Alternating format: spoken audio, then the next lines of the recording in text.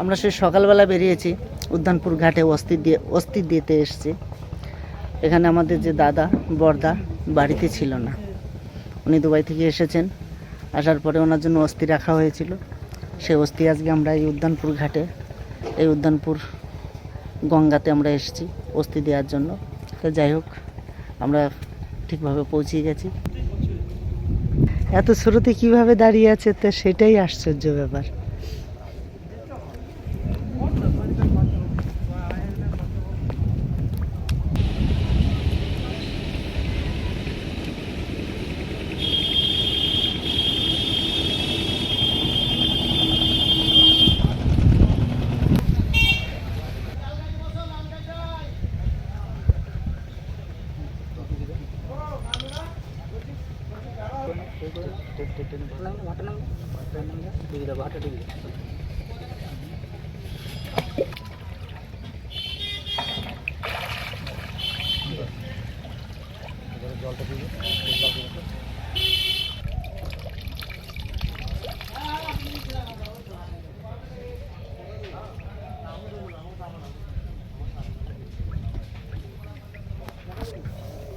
শ্যামলদা চান করে নাও।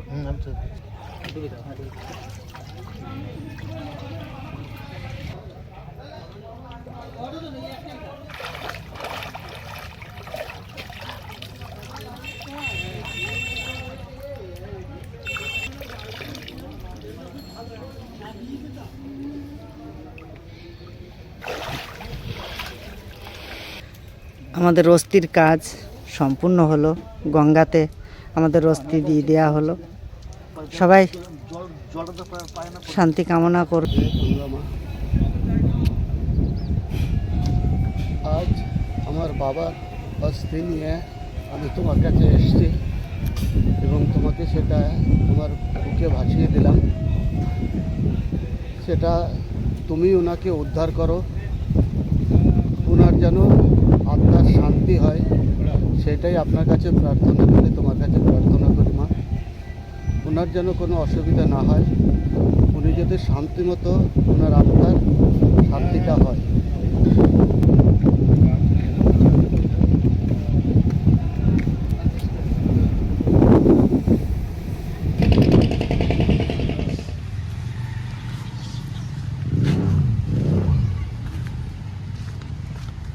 কখন এলে? এই তো এলাম। তো কথা হচ্ছে, গেছিলাম আমি উদ্যানপুর ঘাট অস্থি দিতে, কারণ আমার দিদির শ্বশুর উনি আজকে 3 দিন হলো গত হয়েছেন। তো সেখানে আমরা সৎ কাজ করেছি। পরশু দিন রাতের বেলায় আমরা সৎ কাজ করেছি, কিন্তু ওনার বড় ছেলে দুবাই থাকে, ওর মধ্যে আসতে পারেনি বলে অস্থিটা নিয়ে এসেছিলাম। সেই অস্থি নিয়ে আজকে তোমার উদ্যানপুর ঘাটে গিয়ে দিয়ে আসলাম। এই মাত্র আমি এলাম।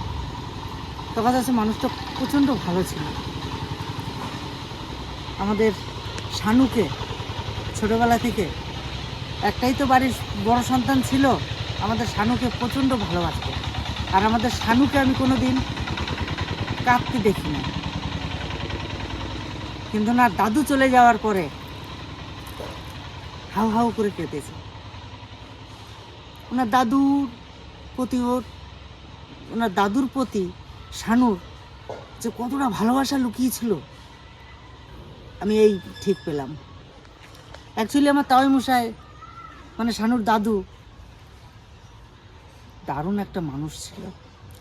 আমার দিদিকে যখন আমাদের বাড়ি থেকে নিয়ে যায়, ওনার ছেলের সঙ্গে বিয়ে দিয়ে, আমার বাবার অভাব আমার দিদিকে কোনোদিন উনি বুঝতে দেননি। শ্বশুরবাড়ি থেকে আসতেই চাইতো না, আসতো চলে যেত, যে না যাই, আমার শ্বশুর আমাকে না দেখে থাকতে পারে না। এতটা ভালোবাসতো, আর এতটা ভালোবেসে আমার দিদির মনটাকে জয় করেছিল। তাই সংসারটা ফলে ফুলে ভরে আছে। খুব সুন্দর একটা পরিবার। এরকম পরিবার সচরাচর দেখা যায় না, আর আমরাও গর্বিত যে আমার দিদিকে ওই বাড়িতে বিয়ে দিতে পেরেছিলাম। যাই হোক, পুরনো কথা অনেক আছে। তো এখন কথা হচ্ছে, ওনার আত্মার জন্য শান্তি পায় সে কামনা আপনারা করবেন। শানু ওর দাদু চলে যাওয়ার জন্য কোনো ভিডিও করেনি, আমি ছোট একটা ক্লিপ আপনাদেরকে জানাচ্ছি। আপনারা ছোট একটা ক্লিপ শানু ছেড়েছিল, সেটা মানে মানুষকে শুধুমাত্র বলার যে আমার দাদু আর নেই, আর মুখের উপর আমিই বলছি। তো 2023 আজকের দিন শেষ, কালকে থেকে হবে নতুন বছরের নতুন দিন শুরু। তাই সবাই ভালো থাকবেন, সুস্থ থাকবেন। এই বছরটা সবার জন্য ভালো হয়ে আসুক, একটা প্রিয় বছর হয়ে আসুক। এই বছরের কাছে আমরা বেশি কিছু চাই না, একটু শান্তি চাই, সেটা হচ্ছে মানসিক শান্তি আর রোগমুক্ত বছর। তো চলুন, সামনের বছরের জন্য সবাইকে শুভেচ্ছা। তো কথা হচ্ছে সব মিলিয়ে বয়স হয়ে গেছে, সবারই একদিন যেতে হবে। তাই উনি চলে গেছেন, খুব ভালোভাবে গেছেন, এমনকি মরার আগে খুব সুন্দর কথাও বলে গেছেন। সবার সঙ্গে কথা বলেছেন, সবাইকে আশীর্বাদ করেছেন, কৃষ্ণ নাম করেছেন, সবাইকে চিনেছেন, জেনেছেন সবাইকে। ও বাড়িতে মেয়ে জামাই সবাই প্রস্তুতি ছিল, শুধু দুর্ভাগ্য ওনার বড় ছেলেটা ছিল না। উনি তো দুবাই থাকে, অনেক দূর।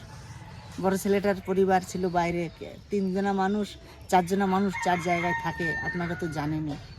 তাই উনি কালকে সন্ধ্যাবেলায় আমাদের এখানে নেমেছে, সঙ্গে সঙ্গে ফ্লাইট ধরে সঙ্গে সঙ্গে সন্ধ্যাবেলায় নেমেছে। তারমশাই সৎ কাজ করে ওনার জন্য অস্থিটা নিয়ে এসেছিলাম।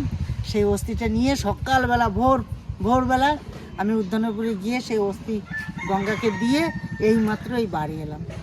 তা আমাদের ভিতরে আপনাদের দাদু আর আমার তাই মশাই আমাদের ভিতরে আর নেই, উনি চলে গেছেন ওনার অরিজিনাল দেশে।